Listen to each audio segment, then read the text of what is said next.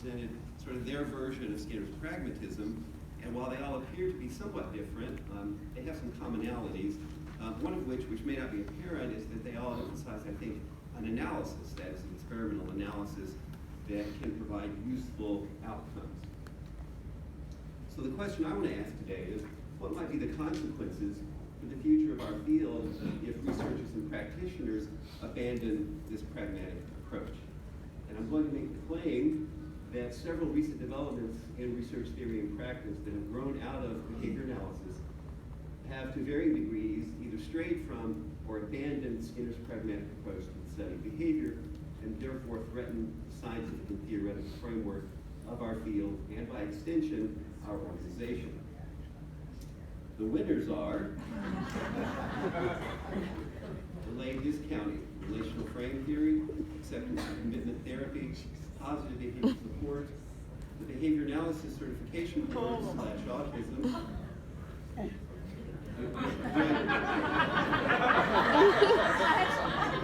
Keep going. And ABI.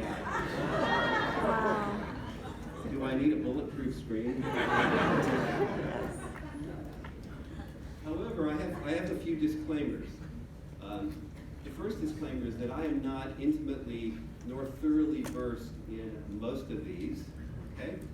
So, except I've been a member of ABAI for 40 years. They actually allowed people to enter them when they were like 8 or 9 years old. So I was precocious. The second disclaimer that I want to offer is that many of the people who do research in some of these areas are people who are friends of mine and people that I know and respect. So when I critique these trends, I'm not critiquing the individuals who are participating in it. I'd like to start with this question, which is a question rarely asked. What is a behavior analyst? Well, literally, a behavior analyst is one who analyzes behavior. So what does it mean to analyze behavior? It means to carry out some kind of analysis, an experimental, theoretical, functional analysis. We are told nowadays that we should call ourselves behavior scientists. What the heck is a behavior scientist?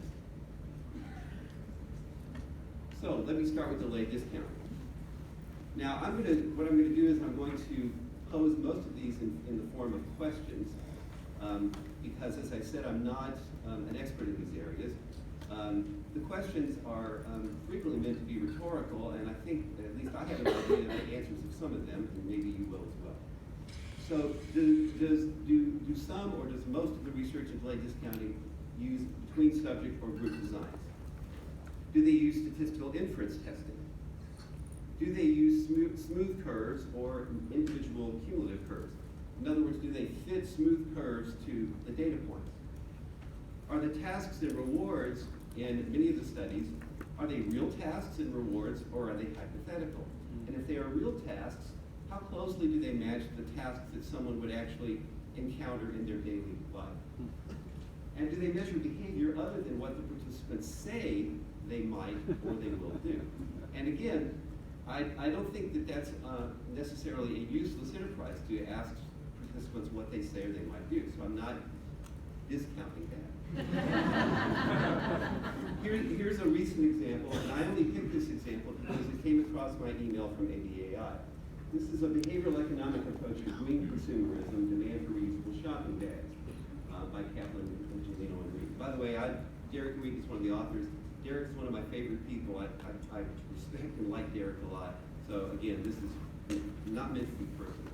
76 undergraduate students were participants. Well, I think that tells you what kind of research design they're using. The participants answered questions about hypothetical purchases. They were told to imagine themselves in the situations and to honestly answer each question. Then, once they were filled out a questionnaire, they completed a 15-item 5-point Likert type scale. Okay? And then the data were analyzed using an exponentiated version of an exponential demand model. Well, I have no idea what the hell that is. And correlational analysis. So, are there any problems with this if this is a representative study of delayed discounting? And again, it may not be. Did they ask questions, as was stated by some of my colleagues earlier, or were they testing hypotheses? Were the measures of behavior that they used sensitive to independent variable manipulation? Was there any unaccounted for variability, or was there a lack of experimental control? Did they violate most of the characteristics of Skinner's pragmatic approach that I listed and that my colleagues listed? Last year, Mike Perrone gave a talk when he received the award for Outstanding Research, or I forget exactly the name, for the EAHB SIG. And it was an epiphany for me to hear him talk, as it almost always is. The title of his talk was Circumvention of an Operant Analysis. And in that talk, he described what he called the great pantheon of fuddy-duddies. A fuddy-duddy is one who is fussy, while old-fashioned, traditionalist, or conservative. And he listed himself among this group of fuddy-duddies, which included Skinner, Charles Foerster, and Jim Dinsmore.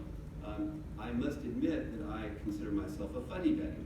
And I don't know about my colleagues here or anybody else in the audience, but based upon this, I guilty as charged. Here are a couple of quotes from Skinner that Mike Perrone listed. Behavior, human or otherwise, remains an extremely difficult subject matter. It is not surprising that practices which seem to circumvent an operant analysis or simplify an operant analysis are common. In particular, verbal communication between subject and experimenter is widely used in lieu of the explicit arrangement of contingencies of reinforcement and the objective recording of behavior. The practice goes back to the study of mental life, but it survives as if it were a labor-saving device in many essentially behavioristic formulations. He goes on.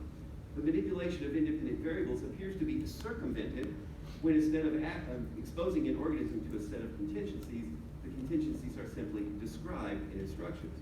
And finally, the other major task in an operant analysis may seem to be circumvented when instead of recording behavior so that a rate or probability of response can be observed or inferred, the experimenter simply asks the subject to evaluate his tendency to respond or to express his preference for responding in one way rather than another. Such behavior may be worth investigating, and indeed, I would agree that it is. But it is not a substitute for the behavior observed in an operant analysis. So let me offer another disclaimer. I'm not claiming that the practices that I'm describing here are not interesting or not useful. I'm only claiming that they are straying from or abandoning the pragmatic approach that has been described in this symposium. So it's just within the constraints of that pragmatic approach. So the second winner is relational frame theory. So here are some questions I have, and again, I'm not very well versed in it, so I appreciate the answers. Why does it take so many trials to get derived relational response? And by so many, from what I understand, in many cases, there are hundreds and hundreds of trials. Do all participants respond relationally? If not, why not? Have nonverbal organisms shown derived relational responding? If not, why not? Why do only verbally competent individuals show relational responding when they do? And why do RFT proponents vociferously reject a mediational explanation? What are the behaviors being measured? And where is the analysis? So, any problems? Well, from what I can tell, at least some, if not much, relational frame research simply doesn't ask questions, rather, according to the pragmatic approach. They're confirming hypothesis. The hypothesis is that people respond relationally, and so they do these experiments. Are the measures of behavior sensitive and accurate? Do they systematically change one independent variable at a time? Does it circumvent an operant analysis, as I've described it? Is it the most parsimonious explanation of derived relational responding? Multiple exemplar training is usually cited as the cause or as being responsible for derived relational responding, not any kind of mediated behavior. There's a lot of other research from different areas which converges on the strong suggestion that mediated behavior is definitely involved in derived relational responding. And are the experiments demonstration experiments, or are they analytic? In 2004, I published an article titled Why Psychology Hasn't Kept Its Promises. And in that article, I stated that most experimental research in psychology consisted of demonstration experiments, which means they demonstrate a certain phenomenon under a certain set of circumstances, but they never carry out the analysis to explain that. So my question is, are RFT experiments demonstration experiments or analytic? And I've actually seen quotes from Dermot Barnes Holmes and several others that have actually admitted that many of the experiments are demonstration. when people tell you they're doing experiments, experimental does not mean analytic, always. Now, I'm putting this up because the word abandon is used in it. This is from the book, the Relational Frame Theory book. The term post-Skinnerian suggests that it is now time for behavior analysts to abandon many of the specific theoretical formulations of its historical leader in the domain of complex human behavior on the grounds of the empirical and conceptual developments in that very field. What I'm arguing today is not only have they abandoned the specific theoretical formulations, but also the experimental pragmatic. Now there are some commonalities between delay discounting and RFT. One, the biggest one I think, is that they're both molar approaches, from what I can tell. And as such, do they both employ sensitive and accurate measures of behavior? Do they carry out experimental analyses? Are they more descriptive or are they more explanatory? And do they both primarily use verbally competent individuals with extensive verbal histories? Now let me just say something. I believe that you can find order in behavior at any level, a molecular level and a molar level. So I have no problem in principle with molar approaches. My own particular bias is that order at the molar level can be explained by more molecular kinds of mechanisms. But that's a personal bias. Do they circumvent an operant analysis? Now here's a couple of quotes that I got from Mike Perrone last year. This is from another fuddy-duddy, Charles Furster.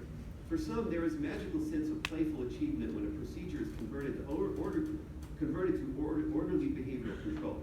For others, there must be a comparable magical play in converting the experiment's behavioral control to a verbal scheme. And then Jim Dinsmore, human subjects bring with them substantial pre-experimental histories which frequently contaminate or cover up the underlying patterns of behavior. Moreover, human subjects have typically grown up in a social environment as they tend to conform to the expectations induced by that same culture in their experiments. So our next winner or contestant is acceptance and commitment therapy. Now, this was an article that was forwarded to me, and again, I don't know how representative it is of any research in acceptance and commitment therapy. So, but this actually is a double whammy because it combines acceptance and commitment therapy with delayed discounting. And I just have a part of the abstract. This study examined the transdiagnostic effect of acceptance and commitment therapy on impulse decision-making in a community sample. A total of 40 adults were randomized to 8 individual sessions of ACT or an inactive control. Participants completed pre, mid, and post-assessments for psychological symptoms, overall behavior change, valued living, delayed discounting, psychological flexibility, and distress tolerance. Data were analyzed with the multi-level modeling of growth curves. I don't know what multi-level modeling of growth curves is, but just within this brief excerpt from the abstract, you can see it was a group design, inferential statistics were used, the participants filled out questionnaires or answered questions or something like that. So, now I realize that ACT is also a therapeutic approach, and there's also research which purportedly shows that it's an effective one. Any problems? And again, I don't know if the research is consistent with this, but do they mostly use group designs? And let me just say something about group designs. I'm not opposed to group designs. Whether you use a group design or within subject design or between or within subject design, it depends on your experimental question. So some experimental questions are better answered with between subject designs. Others are better answered within subject designs. So if you want to compare ACT, for example, to another therapeutic approach, then a between subject design seems like the proper design. If you want to look to see whether ACT as a therapeutic approach helps an individual client, well then a within subject design is what you probably want to use. So do they use questionnaires or self-reports? Well, yes, there's psychological problems. Statistical analysis, are the curves fitted to the data? Is there a circumvention of an operant analysis? Is it behavior analytic based upon how we define behavior analysis? Is it helpful to clients? I hope so. And I seriously do. If you have psychological problems and you want to go to a psychotherapist, I don't care which one you go to. If it helps you, I'm all in favor of it. So if it's an ACT therapist and that helps you, then I support that. Positive behavior support's the next winner. I don't have much to say about this. I understand the contingencies under which PBS was originally started and disseminated. But my simple question is, where's the behavior analysis in PBS? My son attended a school where they incorporated school-wide positive behavior support. And I visited the school and I saw what they did. It was a disaster. There was no behavior analysis. It was all form and no function. And I really would have been embarrassed to say that anything that they did there came from behavior analysis. The Behavior Analysis Certification Board and /autism. I have some questions. What are the requirements to be a certified behavior analyst? Now, I know they've changed gradually over the years. Is competence in the experimental analysis of behavior, theoretical, philosophical, and conceptual issues, or even applied behavior analysis with the emphasis on the word analysis, is that required? Are BCBAs able to analyze behavior either experimentally, theoretically, or in the applied arena? And by analyze, I mean how I defined it earlier. And now we have to talk about autism, money, and certified behavior analysts. Now, behavior analysts have been working with kids with autism for a long time. I started many years ago doing that. That was before ASD. Once the autism spectrum disorder diagnosis was created, millions of kids were now available for services, and money, the system became flush with money available for those services. And when a lot of money is available, a lot of people crawl out of the woodwork claiming to provide services. And in California, in Southern California where I live, agencies popped up and continue to pop up like weeds in a desert after a rainfall. And they all know that they need BCBAs. So there's a huge demand for board certified behavior analysts. The question is, are the board certified behavior analysts behavior analysts, or are they something else? So I want to finish with this question. What happened to, or is happening to, our field? What's happening to the experimental analysis of behavior? What's happening to applied behavior analysis, theoretical behavior analysis? Now, I'm going to skip this. I really have quite a bit to say about the behavior analyst and how it has changed to perspectives on BS. I'm sorry, behavior science. I have, in principle, I have no problem with changing the title of our journal, although it was our journal for 40 years, and it was a journal that I edited. I was the next to the last editor.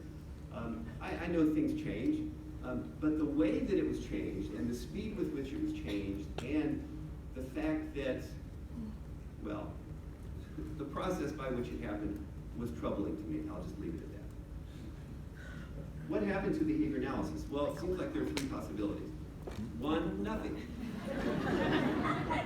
It's still the same field. We're progressing quite nicely, thank you, and everything's good. Number two, behavior analysis has expanded and been extended into new areas, like some of the ones I mentioned. That would be a good thing for our field to expand and be disseminated further. But my third choice is behavior analysis as the analysis of behavior is becoming extinct. And really, maybe it is now truly better called behavior science. So what about ABAI? In my view, there's been what I'm calling a slow-moving coup. Now, by coup, I don't mean an intentional coup. I don't mean people who are conspiring in some back room, some cabal, trying to take over our field. Yeah, they probably are. but I don't want to say. He said that. But it is true that the organization that I've been a member of for 40 years is now promoting many of the things that I talked about today: delayed discounting, RFT, ACT, and it's the new home of the BACB.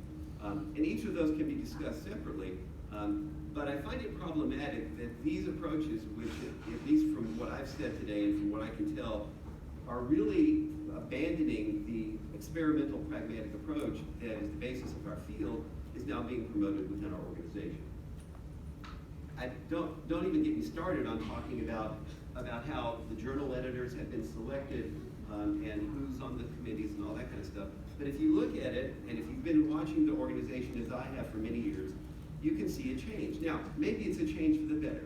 I don't think so, but some people might, and that's fine. So my conclusion, there are major problems facing the world. They're mostly human behavior problems, as we all know. How are we going to solve them? Relational frame theory, ACT, Late discounting, are the BCBAs going to do that? In my view, Skinner's pragmatic approach is going to be the one that's going to solve the problems. And it's not like we don't have a track record of doing that. Here are just a few of the areas historically that behavior analysts have gone into and made significant changes, pragmatic, practical changes. There aren't too many of these areas left anymore because of autism and the money available. And of course, autism, we've shown our dramatic success. So, is Skinner's pragmatic, behavior analytic, pragmatic approach somehow insufficient or inadequate? Do we need a post-Skinnerian or a third wave approach? I don't know. What should we call ourselves? So here's my pragmatism, or my version.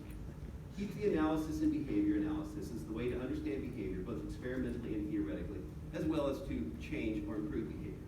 And let's keep calling ourselves behavior analysts, please. Thank you.